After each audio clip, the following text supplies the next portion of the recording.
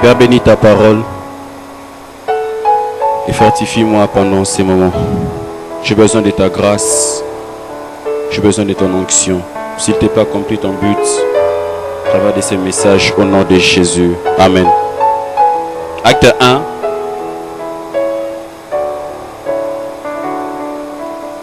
« 10 à 11. Vous y êtes? La Bible dit ceci. Ils avaient encore le regard fixé vers le ciel où Jésus s'élevait, quand deux hommes habillés en blanc se trouvèrent tout à coup près d'eux. Ils leur dirent, hommes de Galilée, pourquoi restez-vous là à regarder le ciel? C'est Jésus qui vous a été enlevé pour aller au ciel, reviendra de la même manière que vous l'avez vu y parvenir. On peut se rasseoir. Là, il s'agit de Jésus. Jésus qui était reçu, qui était mort, il a été ressuscité. 40 jours, il était avec les disciples. Et le 40e jour, il va sur la montagne de Galilée pour rentrer chez son Père. Et là, Jésus sera enlevé, mieux élevé, pas enlevé, élevé. Il va monter au devant de ses disciples. Ses disciples étaient restés encore les bras, pardon, les yeux fixés vers le haut. Et les anges, deux anges sont venus. Il dit, homme de Galilée, pourquoi restez-vous à regarder? C'est Jésus qui est en train de monter. De la même façon, il est monté, qu'il est monté, c'est de la même façon qu'il reviendra. Comme pour dire, vaquez à vos occupations. L'église ne restez pas là à regarder. Église, ne restez pas là bras croisés. Il y a des choses que tu dois faire en attendant la venue de Jésus. Amen. Il y a des choses que toi et moi devrions faire en attendant la venue de Jésus. Jésus reviendra, oui, mais c'est là, ne t'exempte pas de certaines exigences. J'aime l'eschatologie, mais j'aime pas aussi l'eschatologie. Je m'explique. Le mal avec l'eschatologie, c'est que l'eschatologie, les eschatologues ont la tête au ciel, mais le pied sur terre. Vivant au ciel ou bien qui sont encore sur terre, étant sur terre, il y a encore des exigences, des obligations auxquelles ils devront souscrire. Et s'ils ne souscrivent pas à ces obligations-là peuvent être un obstacle pour leur entrée au ciel. Amen. Amen. Je vais arriver. Je veux d'abord que l'on comprenne ces deux concepts, l'église et l'eschatologie, pour aller dans notre thème. On nous parle des actes. Les actes nous parlent de l'origine ou de la genèse de l'église. Comment est-ce que l'église est née? Comment est-ce que l'église a commencé? Cette église qui a commencé avec Jésus. Ces gens, Jésus est parti. Ces gens, apparemment distraits par la montée de Jésus. Jésus le réveille. Attention, il y a des choses que vous devriez faire. C'est quoi d'abord l'église? Avant d'aller plus loin, nos deux concepts clés. L'église, il y a 4 sens par rapport à l'église. Le sens général, c'est que l'église vient du grec ecclésia. Ecclésia qui a été traduit d'abord en latin. Ecclésia en grec c'est avec K. Avec C c'est en latin. Qui a été traduit en latin ecclésia et qui a été traduit en français par ecclésiastique. Pas d'abord le sens général. Et en français ça donnait assemblée. C'est plus utilisé dans la version Darby. C'est Darby plus qui utilise le mot assemblée au lieu d'église. C'est là où plus on voit ces termes-là, ecclésia ou ecclésiastique. Là, c'est le sens général. À côté du sens général, on a le sens étymologique. L'étymologie de l'église qui est composée d'un préfixe ek et d'un suffixe kaleo. Ek et kaleo. Ek, en latin, ça donne ex, c'est-à-dire hors de. Et kaleo, ça signifie inviter, appeler pour s'assembler. Par là, nous comprenons que l'église, étymologiquement, l'église signifie appeler hors d'eux pour s'assembler. J'aime Paul. Il dit, je suis pressé par deux désirs. J'aimerais être enlevé pour voir Dieu. Pas seulement pour être enlevé pour rien, pour voir Dieu.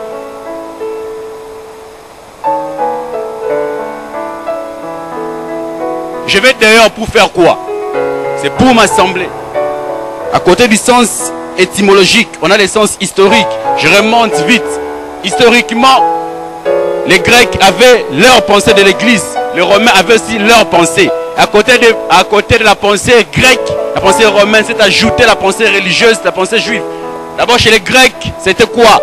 Église ou ecclésia, c'était une assemblée politique. C'était un terme politique et non un terme religieux.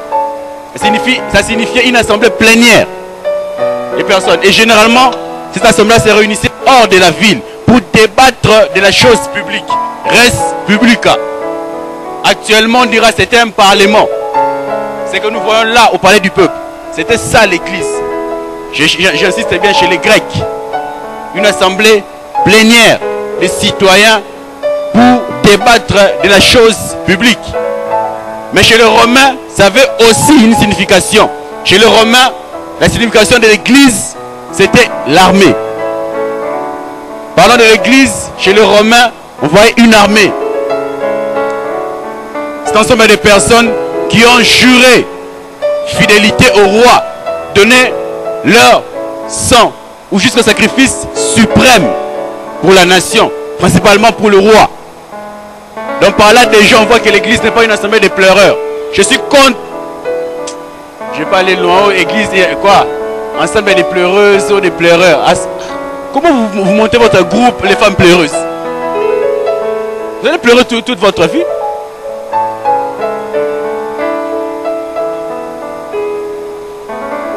Un soldat ne pleure pas. Un soldat est prêt pour la guerre.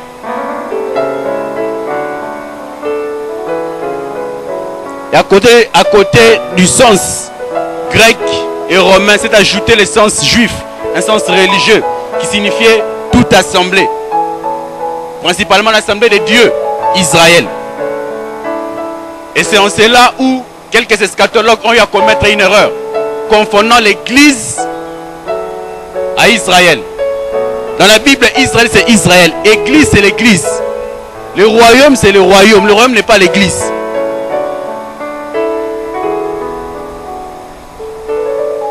Amen. Mais à côté du sens général, à côté du sens historique, à côté du sens étymologique, il y a un sens chrétien. C'est ce qui nous intéresse pour nous ce soir. Excusez-moi, à ce midi.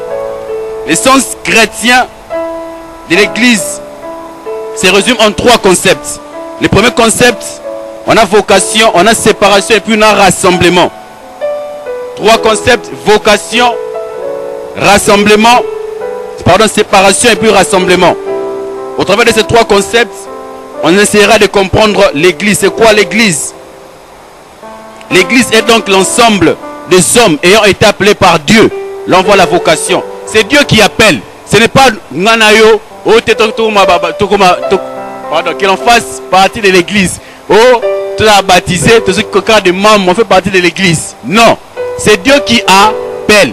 Christ a dit, la première fois ce mot église est entré dans la Bible, dans Matthieu 16. Je bâtirai mon église. C'est Jésus qui bâtit son église. Ce n'est pas nous qui bâtissons l'église de Dieu. C'est Jésus qui bâtit son église. Je bâtirai mon église. Ensemble de ces personnes appelées par Dieu, la vocation. Nous avons été appelés par Dieu à sortir du monde. On voit la séparation. Je suis appelé par Dieu pour sortir du monde. Et maintenant pour faire quoi? Pour constituer une nouvelle famille en Christ. On a un rassemblement. Nous sommes une famille. Nous sommes une famille. C'est pourquoi on nous appelle frères et sœurs. Nous sommes une famille, frères. Devons nous séparer du monde. Je vous l'avais dit, c'est le mercredi. Comment nous voyons le système.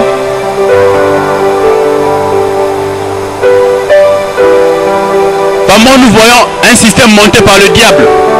est dirigée par lui pour faire rater le chrétien, leur destinée non seulement terrestre, mais aussi leur destinée céleste. C'est ce monde-là dont la Bible lui dit de nous séparer. Nous ne sommes pas du monde. Je vais ouvrir la parenthèse. Il y a une personne, Smith Wigglesworth, qui a défini la mondanité. Il a dit, la mondanité c'est tout ce qui refroidit mon amour pour Dieu. Tout ce qui refroidit ton amour pour Dieu, sépare-toi de cela.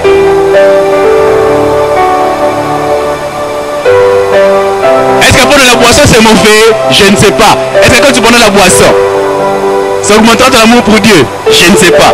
Est-ce que quand tu fumeras, ça va augmenter ton amour pour Dieu? Tu auras la facilité de prier Nzamboza Malam.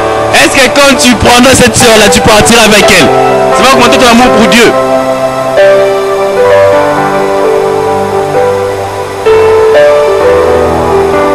Hier, j'étais avec le pasteur Jean-Baptiste Soumbé là. Il m'a demandé mon avis concernant une chose. On t'entend de discuter. Ah, il y a des choses délicates. Il m'a dit, Berger, qu'est-ce que vous pensez? On était dans son bureau. J'ai dit, pasteur, moi je n'ai pas de réponse. Mais je vais appuyer sur la réponse de votre frère, le pasteur Grâce-Soumou. Il y a 2 semaines passées, je lui ai posé un problème. C'était ça. Il m'a dit, il m'a répondu ceci. Pour des raisons, papa, tu peux le faire. Il dit, donc moi je m'appuie sur lui. Il a ri. Mais je crois que c'est différent. Je ferme la parenthèse, revenons ici. Séparons-nous du monde. Séparons-nous. Ensemble de personnes ayant été appelées par Dieu à sortir du monde pour se séparer. Là, c'est l'église. Mais c'est ensemble de personnes et des hommes ayant été appelés par Dieu. Qu'est-ce qu'ils doivent faire face à l'eschatologie? On comprend jusque-là. Ma démarche, on la comprend. Qu'est-ce qu'ils doivent faire face à l'eschatologie? Alors qu'est-ce donc l'eschatologie? Les gens catholiques, une première réponse. Informatique, catholique. Non, catholique. L'eschatologie, c'est une partie, c'est une branche de la théologie. Amen. C'est une branche de la théologie. C'est une doctrine chrétienne, parmi tant d'autres, parmi l'armiatologie, l'étude du péché. Parmi l'anthropologie, l'étude de l'homme, parmi tant d'autres doctrines que tu connais là.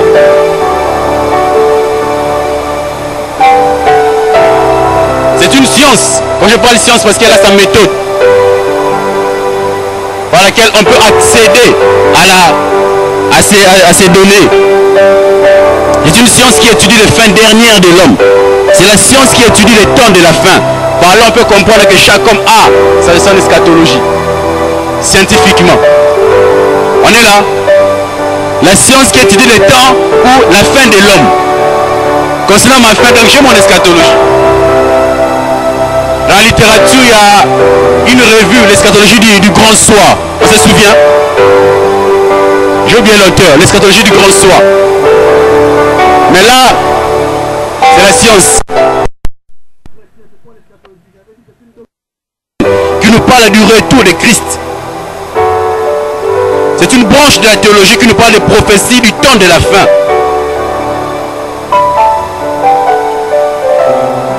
Une branche de la théologie, une doctrine chrétienne qui nous parle du retour de Christ, qui nous parle des prophéties du temps de la fin, qui nous parle des temps de la fin du monde, qui nous parle du retour de Jésus-Christ. Alors face à cela,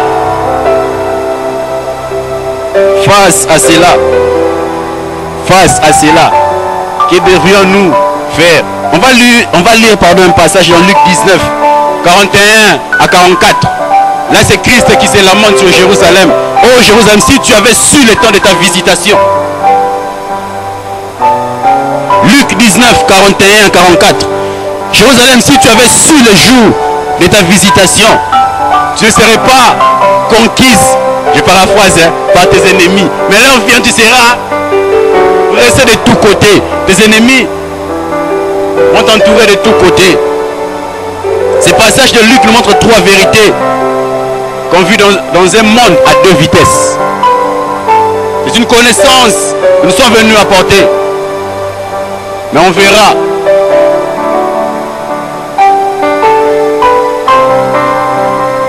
ce monde à deux vitesses. On a premièrement les hommes qui sont informés ou des hommes avertis. Ensemble des personnes appelées hors du monde, appelées à sortir du monde pour devenir une famille. Et face au retour de Christ, Luc nous parle. Jérusalem, tu n'as pas su. À Jérusalem, parlant de l'église, tu n'as pas su cela.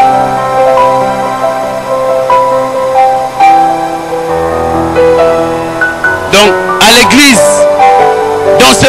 je suis à l'église.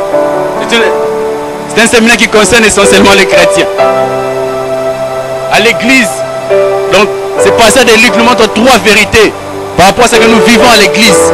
C'est qu'il y a premièrement des personnes qui sont informées ou averties par rapport aux enjeux du moment ou par rapport aux enjeux de l'heure. C'est-à-dire le retour de Jésus. Et ils sont non seulement avertis, mais savent aussi ce qu'il faut faire. On va répondre à cette question qui est notre problématique. Et la deuxième catégorie, il y a des hommes qui sont à l'église, qui n'ont même pas l'information. Qui vivent à l'église, qui viennent à l'église comme si tout est centré autour d'eux. Et là, je me redis une chose. On peut être à l'endroit des enjeux et ne pas être informé ou ne pas être averti. Il ne suffit pas seulement d'être à l'endroit des enjeux. Il ne suffit pas seulement d'être à l'église. On peut être à l'église mais sans être informé. En ignorant beaucoup de choses. L'eschatologie, qu'on a évité. Mais tu es à l'église. On peut être informé ou averti et ne pas connaître les enjeux de l'heure. Je suis informé, je suis averti, mais je ne connais pas les enjeux.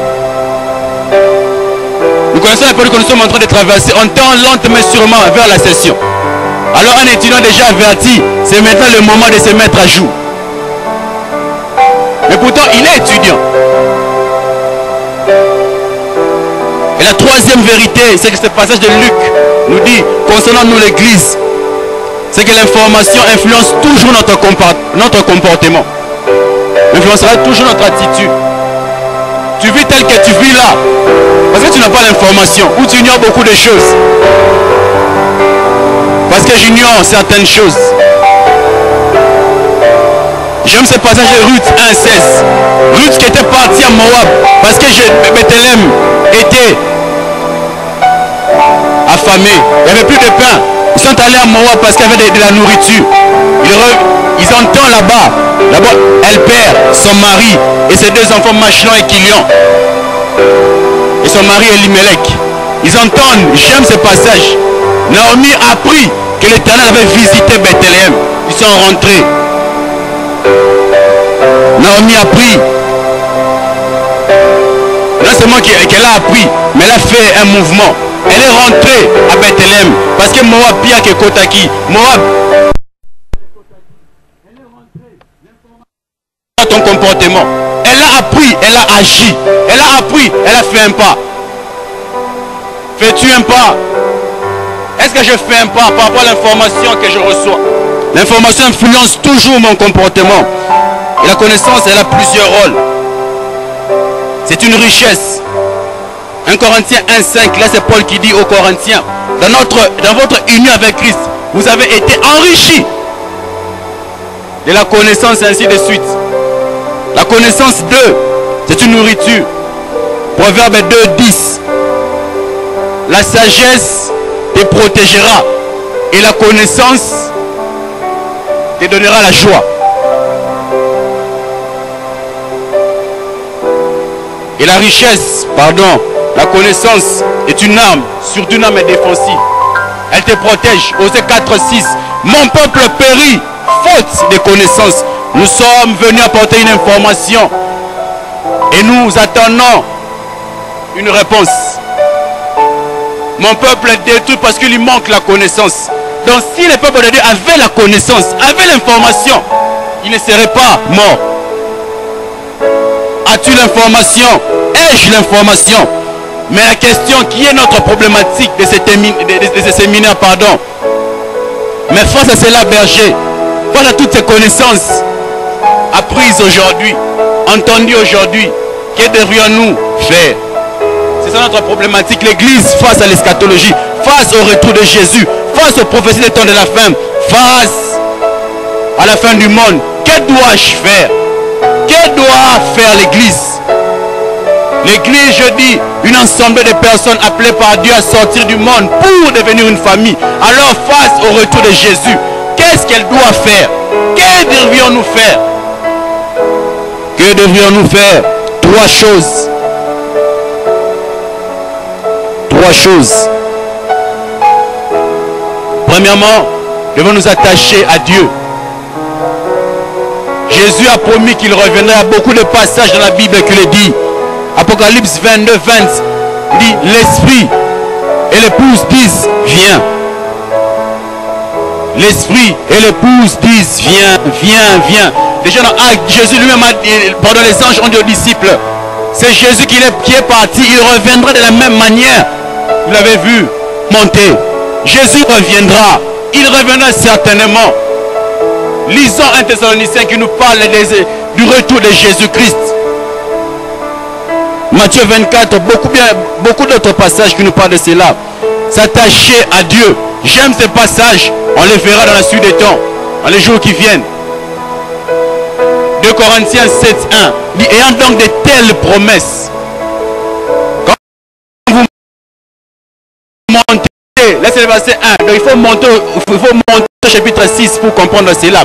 Christ promet, ou Dieu promet qu'il habitera au milieu de son peuple, si seulement il ne sait pas ce qui est précieux de ce qui est vil. Il dit, sortez du milieu d'eux. Et levez-vous de ce qui est impur. Et j'habiterai au milieu de vous. Je serai votre Dieu, vous serez mon peuple. Et cette nous dit, ayant donc de telles promesses, achevons notre crainte, achevons notre sanctification dans la crainte des dieux. On doit nous attacher à Dieu. L'Église, voilà tout ce que l'on voit ces derniers temps, attachons-nous à Dieu. Amos 4:12 nous dit, prépare-toi à la rencontre de ton Dieu. Nous devons nous préparer à la rencontre de notre Dieu.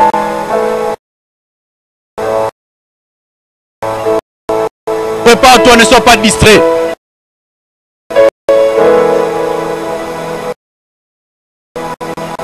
On a des prédications aujourd'hui dans l'église centrées sur l'homme. C'est comme si ta prière est le point de contact entre toi et Dieu. Mais s'il n'y a pas de problème, au moins on a un métier, au sommet de la terre.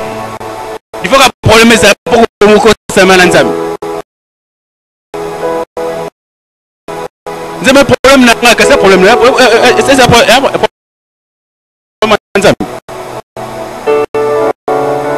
Que ta prière, pendant que tes problèmes ne soient pas un point de contact entre toi et Dieu. Tu dois te préparer, je dois me préparer. Jésus reviendra, il reviendra bientôt. Déjà maintenant. Il revient maintenant. Parce que quand on dit bientôt, c'est parmi les pièges du diable. Apprenez-leur tout ce qui concerne le retour de Jésus. Mais dites-leur que ce n'est pas pour maintenant. C'est pour maintenant, frère.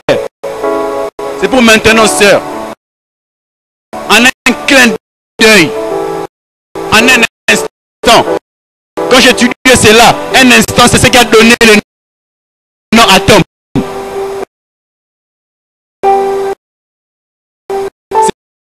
C'est le verset de la Bible, en un instant. De 1 Thessaloniciens 4. Ça donnait naissance à ce mot atome. Que l'on croyait, les scientifiques croyaient la particule individuelle. ont pu diviser cette particule indivisable qui est l'atome. Mais en un instant là de la Bible n'est jamais divisible. En un instant donné, pan, les morts en Christ se ressusciteront. Et puis nous serons transformés. Et nous monterons à sa rencontre. Ça peut arriver maintenant.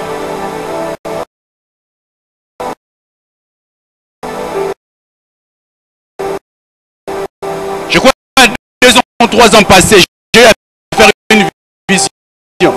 Ici même au culte. J'étais encore ouvrier là. J'ai vu l'enlèvement s'est fait.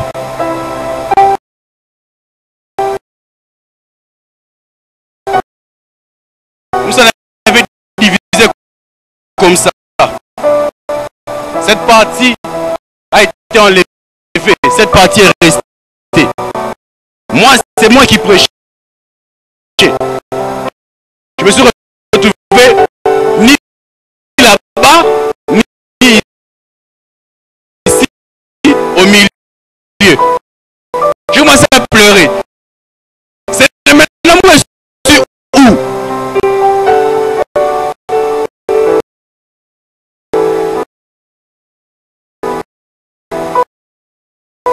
Je dois faire c'était pour le jeu. Je l'ai partagé avec le berger Francis quand il était. Kati. Ma droite a été enlevée, la gauche est restée. Ça peut arriver en plein culte.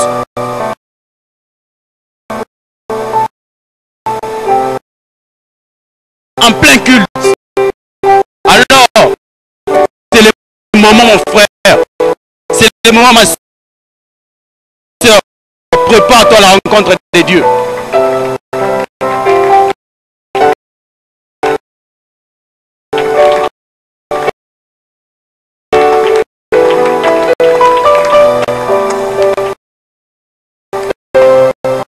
Oh, on ne peut pas parler de la fin du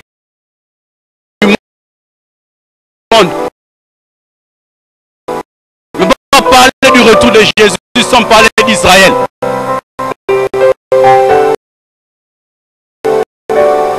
C'est l'église doit faire.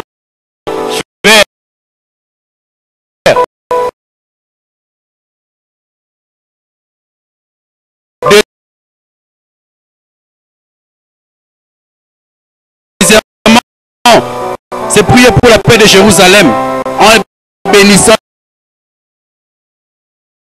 Dieu. Car Dieu a utilisé ce peuple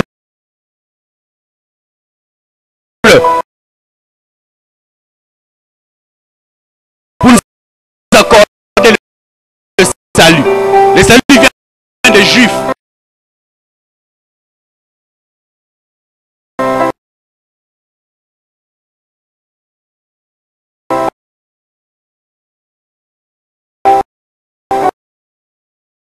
Jean 4, 23, la partie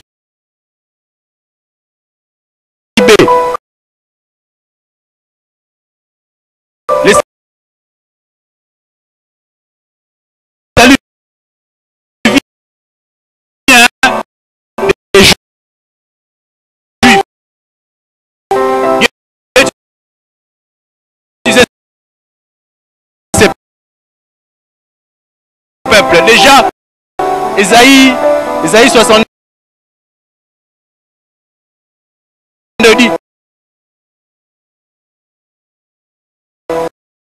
nous dit de prier pour la paix de Jérusalem. C'est Dieu qui l'a dit. Frère, ne discute pas, ne pose pas de questions. Pourquoi Dieu?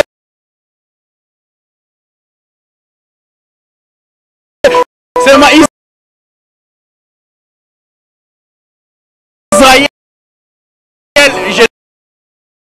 ne sais pas. Dieu dans sa souveraineté